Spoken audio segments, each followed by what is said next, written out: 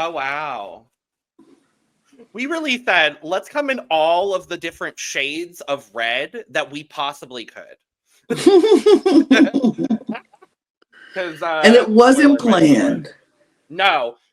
We both just said red, pink, shades of magenta, period.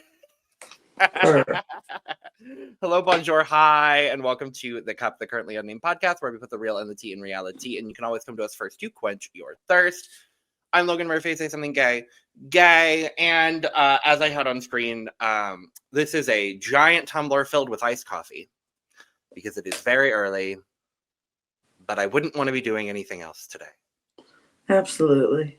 And hello, everyone. I am Lana, your resident evil diva, and I'm here to get the tea, spill the tea, and drink the tea because you know I love me some tea. I am just drinking water because hydration is important. Period. I just, didn't feel like grabbing anything. I woke up too late to go make breakfast, so there we go. Water it is. But I have the most important thing, and that is my cup mug. And that is I don't know if you're gonna see it, but kind of full of cup. Oh, you do actually see it. Ooh, it is our Drag Race Canada edition. And you can get your new and improved cup mug at LanaG'sCreations.etsy.com. That link will be in the description below. And we do ship internationally and domestically, so there are no excuses unless your postal service is a little bit slow. And that's okay, because it's just a delay. And a delay is never a deny. So get your cup mug, even if it comes a little late. Get it. Get any of the cup merch. Get it. Thank you. And we are here with the first of our set of top 4 interviews for Canada's Drag Race Season 5. In this video, you're going to be seeing us talk to the gorgeous Helena Poison, as well as the fabulous Makayla Couture. We will also be talking to Minnie Wang and the Virgo Queen, but that's in a separate video, so make sure to check that out. But yeah, we're going to talk to both of those fabulous queens. Before we do, make sure to subscribe if you've not already, because we're here almost all the time, giving you almost all things drag race, interviews, and everything in between. And make sure to check out the description below, where you can find all of our audio podcast links, our other YouTube channels, and our Patreon for exclusive content and early access. So without further ado, Helena and Makayla. Woo! Giving our best Vanna White. Woo! Well, we're here with half of our fabulous Toronto-based top 4 Period. for Canada's Drag Race Season 5. It's Helena Poison and Makayla Couture. Oh my God. Ladies, how are we doing? First and foremost, congratulations on top 4. Oh my God. How are you feeling? How are you feeling going into this week? How are you, baby? How am I feeling? I am feeling excited and exhausted and a little horny. I don't know. Relatable on all fronts. I see that. Just a little bit. Yeah. I get it. I'm so pumped. I mean, we've waited quite a while for this to come out, and I mean, now that it's here, it feels like the season literally has gone by so quickly. So. Yeah, no, this is the moment. I'm ready. Like, let's do this. Let's have our last hurrah. The cast is going to go for a mini dinner the day before the finale. I'm excited. Yeah. That's so great. I love that for y'all. Okay, so Helena, I do have to ask first. First and foremost, we have said over and over and over on this podcast that you know how to brand yourself. Like, everything you do, it is always a little bit of Helena, no matter what the theme was, no matter what, you always put your stamp on it. Was that intentional? I mean, I think partially it was intentional, but also, like, I'm just so unapologetically myself that I think it, like, finds its way into everything. Like, I like what I like. I know what looks good on me, and I don't really stray from certain things. So they create a nice through line when I'm doing things. Period. I love it. There's so many aspects of your drag that we saw on the show that I am obsessed with personally. I have a Mondrian replica hanging in my bedroom. So when you came out in the playoff, I was like, okay, she's my kind of girl. I'm here for it. Thank you. And your drag is so, from what we saw on the show, so infused with art and fashion and pop culture references in a way that we've really never seen before. How important was it to pull from so many different references? And how important was it for you to make a lot of, if not all, of what you brought to Canada's Drag Race? Yeah, I think, well, first of all, thank you for catching references. I think that my drag is really based in a lot of nostalgia. And I think that with my Drag Race package, I really wanted to do references to kind of like myself and like cool things that I've done and loved to do or wanted to do for the past like 10 years doing drag. And I really wanted to bring as much of that as possible. When it comes to making my own outfits, it was really important for me to make as much of it as I could, because that is what my drag is. And that's what my drag was for the longest time. It was my means to an end for creating. So being self-made and DIY and a little crafty, like that is very much just an integral part of Helena Poison. And I don't really know if she would read the same or come off the same way if it was made by somebody else. I think that the most integral part of my drag is that it's made by me. So it was really important to make and put as much of my own like hands on it as I could. And it showed. It definitely showed. And that's nothing to take away from you, Makayla, because obviously your package is equally as incredible and stunning and lovely. Oh, thank you. My talents are not in designing. No, my talents are popping. Yeah. Love you down. Yeah. Calling an ambulance. It's a mistake. Wait, Makayla, I do have a question. I'm still in Logan's question, but I have a question. You have cancer? Oh God! Oh my God! That was my favorite part of the show. No, that took me out. I was like, did this really just ask me that? I was like, what? And of course it was Sanjina. Of course it was Sanjina. And she was concerned. She was serious. Like, she was ready to help. The genuine concern on her face. I love her for it. I love her for it. That was my favorite moment.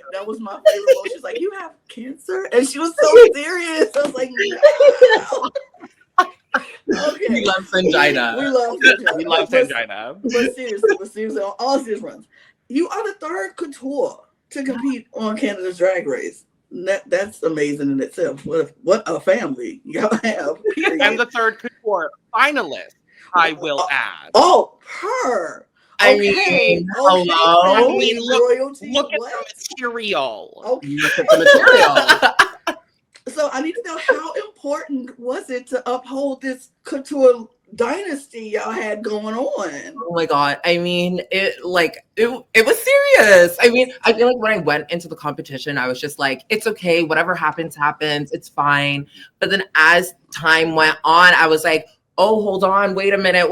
I kind of want to win. Hold on. Yeah. I did get a little rowdy at times, but I think it was always appropriate. And I honestly, I think I did the damn thing. Like, truthfully, I'm in the top 4. So that just goes to show that, like, I am that bitch and I will always be that bitch. Period. I will say, I was like, will guard my boat. Watching you on the show, and when you, like you said, you got a little rowdy, and I was like, okay, yeah, everybody in that pressure, feel moment, tensions rise. Yeah. But I thought every moment that you did get a little rah-rah was justified, in my opinion. I was like, because honestly, if that was me, I would feel the same way. Like, why are you saying this when I just said don't steal my joy? Okay. Nobody's gonna steal my joy, and you come around to challenge and say, hold my beer. Right. Let me try to steal this joy. And I was exactly. Exactly. And you need to clock the people in your life sometimes who are trying to tear you down in those moments. Because I mean, if I didn't say what I said, me and Xana would not be best friends to this day. So Right. I mean, I said what I needed to, and what it matters most is that we've dealt with the situation. Absolutely. It's not something that had to be done on the show. It had to be just us two because we are sisters at the end of the day. Yeah. Absolutely. And it's been so clear the entire season, and we've said it with everyone we've talked to so far. It is so clear that this season is just a family. Yeah, like, you were all taking care of each other so fiercely. And that's one of the things that I love to see as a fan. I mean, having watched every season of this damn show, you can't say that about every group of queens that comes through Drag Race. And it's just so clear how much you all take care of each other. And that means the world to us as fans. Absolutely. Because at the end of the day, yes, you're there to make good TV. And yes, you all did make some good TV. But it's about the connections and the importance of having those people around you after the fact, too. I mean, even when we were on set, we always talked about how important it was to look out for each other and take care of each other. And it just blended into when we left. It's authentic. Our love and our passion for each other, rooting for each other, cheering each other on. All of that is I think authentic is like the key word for this cast. I think we're all just authentic, and we were all vulnerable with each other. Everything you see on TV, maybe minus Xana being a bitch sometimes, was very genuine feelings that were being had in that moment. Like when you see Makayla go from laughing to crying to screaming to laughing again, like those were genuine things, because like Makayla's like that off camera. Well. I am also like that off camera, so I relate so fiercely to it. It's like, so you get authenticity, the good, the bad, and ugly with us. I think we all recognized that within each other and realized that, like, okay, like the importance of doing this together was not lost on any of us from day one. And we knew that once filming was over and what happened had happened, that it's now us against the world, and we just got we can't, like, if we have each other, then no one's going to be able to tear any of us down. Yeah, absolutely. And it's true. It's like sometimes when you're authentic, there are going to be people who do not like your authenticity. So absolutely, there for each other was important for us, because we need to be able to protect each other for being honest, being raw and authentic. Yeah, because like being vulnerable and authentic is what makes the show so good, and which makes everybody really like fall in love with our friend group here and our sisterhood. But in saying that, like, people can have opinions, people can look at it as just a show, but when you're being vulnerable and then people come at you for it, it can really suck, as more so than if you were pretending to do something and then people didn't like it. You're like, oh, whatever. But being vulnerable, like, we have to make sure we look out for each other, because when people get rowdy and out of pocket online, like, sure that we've got each other, because we didn't just put that out there to be torn down. Period. Y'all did exactly what y'all supposed to do, and we, like Logan said, we see the friendship that formed. Like, even when we were talking to Pearla yesterday, Makayla, you were texting her during the interview. She's like, "We're getting tattoos." We are. We're gonna get the tattoos. Yes, okay, I'm coming. I've been waiting. So excited. We're gonna need photos, Makayla. We're gonna need photos, Makayla. Immediately. I promise. We're all getting teapots with cups. Period. Absolutely. Oh, please don't. I mean, in honor. Or we wait until DragCon LA and we all go together. Oh, look, I'm about to say, if y'all do that, we will be there. I have no tattoos, but if we agree to do that, I might be my first one. It could be semi-permanent. Period. I have several already. I don't care. I'll do it. I'll do it gladly. That's crazy. Oh my god. Okay, stop. I want to build on the authenticity conversation that we're having, because Makayla, obviously, we saw incredible conversations with you with both Jaylene and Sanjina on this season, and just we saw the importance of having 3 trans femmes on this season, which again is not something you can say about a whole lot of Drag Race seasons. More so, now as opposed to previous older seasons, but Sure. What impact did that have on your Drag Race journey? I mean, just having people who kind of like understand what you're going through. At that time, I was literally I believe it was like a year and a half into my hormone journey. So I really was kind of, dealing with being on Drag Race and also the different changes that could happen emotionally, mentally, physically. And just getting like, Jaylene telling me that like, you're a superstar. The way you stand up for yourself, the way you talk about yourself, it's going to impact so many people. And I've gotten to now see that, when we've gone to DragCon, I got to see those trans kids who are like, you know what, you are what I needed. I needed to see someone stand up for themselves so fiercely and speak about themselves so well. I think it's very easy for us to like fall into that pattern of, talking bad or talking down on ourselves because it's easier to be more negative than it is positive. But this is the year 2025, the year of leveling up our cunts, being the baddest bitches that we are. I so adore Sanjina and Jaylene, and me and Sanjina are like besties now, like so close. So I'm just so thankful for both of them and getting to experience that with them. Good. I mean, I definitely related to all of the stories happening. Being non-binary, obviously different frame of mind, but similar scenarios. Yeah, we're all under the same umbrella. And so seeing all of your journeys has really been very eye-opening for me as someone that, obviously presents a certain way, but feels differently. It's like, I learned so much every time I hear stories of different trans and non-binary individuals. And I just want to say thank you for sharing your story so authentically for both of you, honestly, because both of you have shared so much authenticity, like we've been talking about on this season. It does help. And if no one's told you, you are seen and heard and valid and all of those things. Thank you. Thank you so much. I love it. Look, I'm gonna jump in and give my little 2 cents too. I mean, because I've learned a lot just by this. I've only started my Drag Race journey within the last 2 years. Wow! Yeah, I have. I'm not a lifelong we literally dragged Lana into Drag Race. Literally, like I was not covering Drag Race when we started the podcast. I was like, I'm gonna stick to reality TV because that's what I do. Don't watch Drag Race. And they were like, well, we need more people to cover Drag Race for the pod. They were like, just watch this. I'm like, okay, I'll watch just for the pod. No entertainment. Because she's an ally. I lie. I am an ally. But, so I started watching and I started enjoying it more. This is the best part of me joining Drag Race is because I've learned so much about being in queer spaces respectfully. And I'm like, because honestly, this is not my space. So I can't come in just saying, okay, I know everything. I don't know anything about drag. I don't know anything about the art form of drag. I don't know anything about, I'm 46 years old. I did not grow up learning nothing like this. Like, this is not what I did. And so coming into this late, I was like, this is so, like, I love this. I have the best time.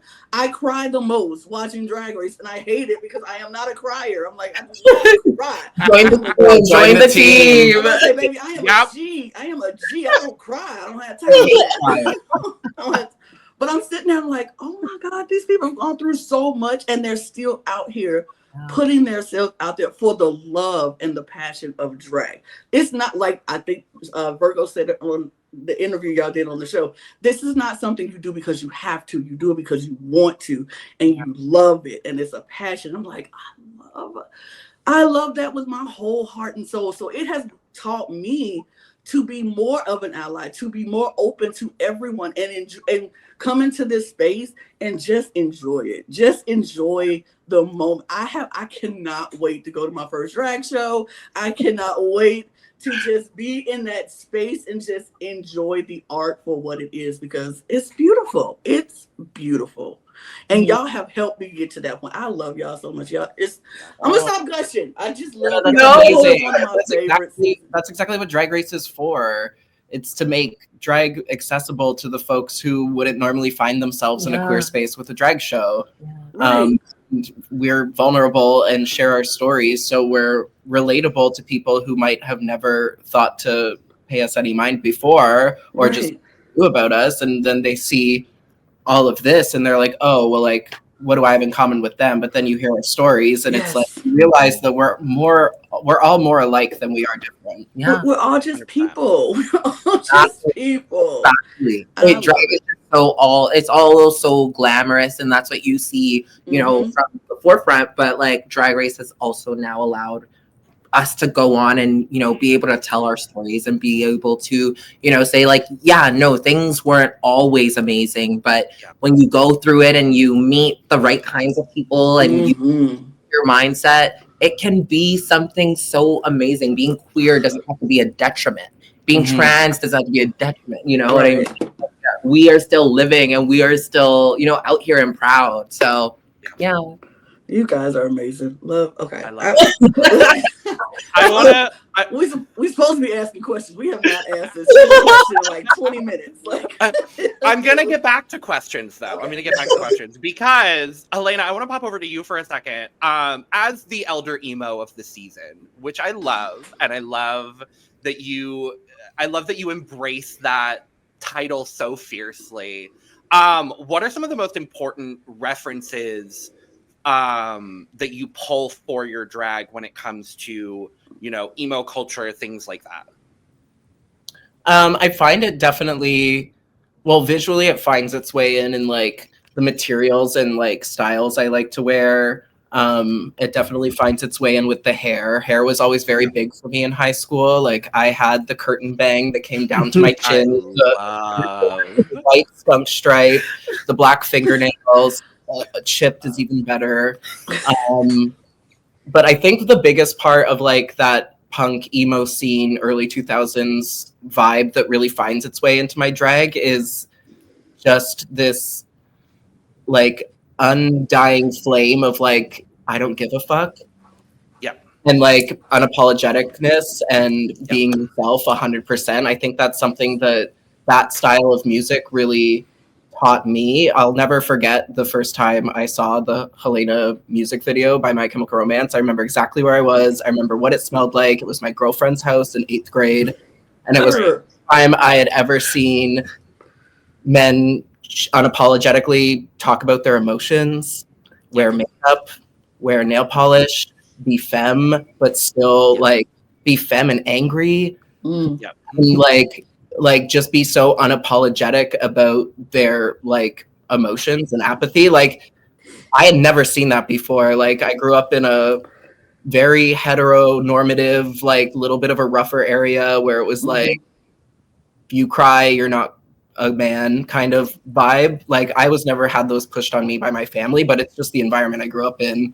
And it's like, I found myself going down that path of suppressing everything. And then I found this style of music that basically just gave me permission to be exactly who I was and express myself in a cool, weird, artistic way. And then here we are. I just know it and I weaponized my emo phase. So it works. It works. It works. Okay, so Makayla, coming in, you've already been on Drag Race before. You were a makeover contestant, which I found that to be so incredible. I was like, what? When they told me, I was like, wait, what? Because I didn't know. I was like, I had no idea. We need to show you the episode at some point. We need to show you the episode. Oh my God, no, for real. No, for real. It's adorable. I have to go back and look. I have to. But was that extra pressure on you besides being a couture on top of everything else? Like, they already know you in this world. For sure. I mean, a little bit. I mean, like, I also was, you know, I was seen in a very specific way at that time. I was 18, you know what I mean? Like, I was a teeny bopper. I've grown so much since then. I've learned so much things about myself. So I knew going into this season that I wasn't going to be the teeny bopper from season 2. It's like this Makayla Couture, young adult, stepping into her adulthood and like really just like taking it by the balls and going, yeah, you know, this is my moment. Let's do it. Yeah, and I think that it, if anything, it also made me want to work harder every single episode because of that, because of people knowing who I was. I wanted to make sure that I did them proud every single time. Love that. Yeah. Okay, Helena, I need to know, how do you feel having made Hillary Duff's iconic moment ending homophobia trend on social media again? I mean, trend again. It feels very correct. It feels very correct. I think the most like unhinged part of my personality is the fact that I really love Hillary Duff because it makes everything I know. Like 0 sense. I look like this. I'll perform like Paramore and like all of the like Ashiko, and then I'll be like, "Oh my god, guys, do you want me to do what they're made of?" like I don't know what it is. I don't know what it is. I just like that. Like it was just so like the PSA is just so bad that like I can't help but laugh at it, and then it's like, but she committed to it so she did. And it's just like this iconic, like campy, like part of like our growth and like it's one of those core memories that like years down the line we'll all still keep going back to. No, exactly. Being like, don't be gay. Girl wearing a skirt as a top is gonna be forever. Like 100%. I'm like, so. I'm waiting for someone to walk into the workroom on Drag Race wearing a skirt as a top and just like not mention anything, but just do it and see who recognizes it and who doesn't. You want somebody to come in and be like, "My name's blank," and like, right. Now that is what and you're watching Canada's Drag Race. You're watching Canada's Drag Race, and then just drop and like trying to do it instead of the ear. You're watching Canada's Drag Race. We literally was just talking about that. Was like, we should do something. We do Cup Awards around here, and we were like, we should do something like that. Like, welcome to the Cup Awards. It was like draw a teapot. I don't know. Right, literally. That idea never made it to the show, by the way. No, but I'm gagged that made it into the show because literally I talk about it so often that it's a problem. But made it into the show.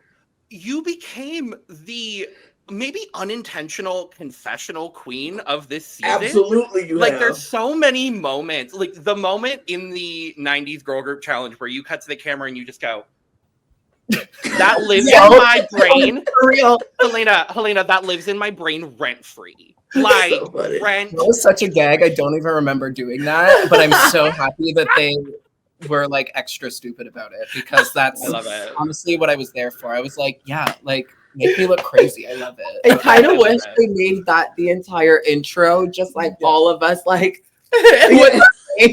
I wish it was full on Full House. Like I wanted everyone to have that. The phone. That's what it was giving. Exactly. Exactly. Now, Makayla, we know from having seen you on a lot of different drag things how important sharing your culture is. How important was it for you to share your culture on this stage specifically?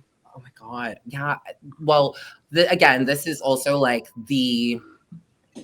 I kind of feel like anytime I'm on TV, it's a bit of a rebrand because I'm never exactly the same each time. I feel like, again, constantly growing, constantly, learning new things. So I really wanted to make sure that I brought, that same raw, authentic Caribbean feel, stepping out with my time and place and my carnival look, and then going on to do the 90s look, and even the Diana Ross moment. Yes. Yeah. So with everything I did, there was a little bit of culture just sprinkled in each outfit. And I thought that if this is the time to show the world that you are a top competitor, you are one of the biggest artists in Canada, this is how you're gonna do it. And I'm really proud of it, truly. Yeah, your statuesque was so good to me. I was like, not the Beyonce. Both of y'all. Both of y'all though. And this bitch, oh my fucking god! I'm such a ancient Egypt nerd. So when like literally pulled out the giant ankh, I literally had an ankh tattooed behind my ear. I was like, why are you doing this to me right now? I was like, she is giving me Nefertiti Beyonce. Yes, I had to put a little twist on it, you know. Yes, with a little twist. Baby, I absolutely lived. I was like, that might be on my top 15 or 20 list of 2025 looks, because baby, that was so good to me. Oh, thank you. Good to me. So Helena, having you had the similar track to Scarlet Bobo. Mm-hmm. So I need to know, how frustrated were you that it took the last episode for you to finally get your win?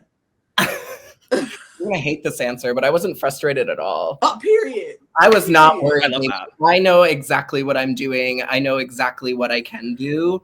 And I was not worried for 1 second, because I understand where Scarlett was frustrated because she was getting called as just safe a lot and not getting any critiques. But you like, were high though. I can't relate because I was like in the top every week. Period. Every single time, mama. Look, I was mad because I knew I was doing well. I just wasn't getting the money. And I was like, I also watched Scarlett Bobo go through the same thing.